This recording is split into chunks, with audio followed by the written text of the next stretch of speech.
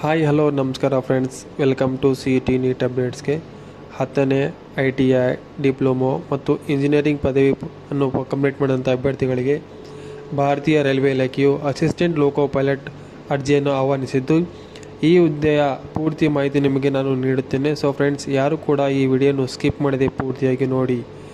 ಭಾರತೀಯ ರೈಲ್ವೆ ಇಲಾಖೆಯಲ್ಲಿ ಅಸಿಸ್ಟೆಂಟ್ ಲೋಕೋ ಪೈಲಟ್ ಅರ್ಜಿಯನ್ನು ಸಲ್ಲಿಸಲು 18 ವರ್ಷ ಮತ್ತು 30 ವರ್ಷ ಒಳಗಡೆ ಇರಬೇಕು ಅಭ್ಯರ್ಥಿಗಳು.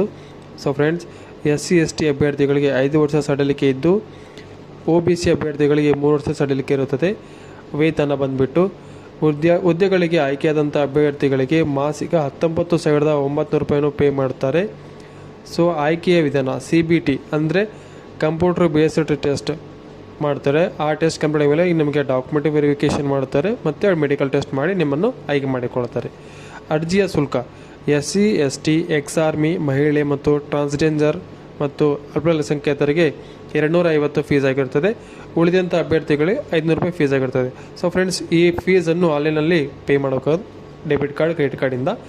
ಸೊ ಅರ್ಜಿ ಸಲ್ಲಿಸುವ ಅಂಥ ಅಭ್ಯರ್ಥಿಗಳು ನೀವು RRB ವೆಬ್ಸೈಟ್ಗೆ ಭೇಟಿ ನೀಡಿ ಅಲ್ಲಿ ಅರ್ಜಿಯನ್ನು ಸಲ್ಲಿಸಬಹುದು.